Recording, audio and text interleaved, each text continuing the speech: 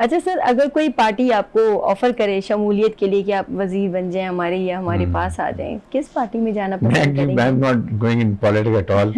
मुझे पहले भी केयरटेकर, मैं 2018 में भी था जब केयरटेकर गवर्नमेंट थी, उसमें भी मैं एडवाइज़र था। मेरे पास 4 मिनिस्ट्रीज थी। अभी मैं ये मुझे फौज नहीं बनाया नेचुरली, क्योंकि I am a neutral man not in politics.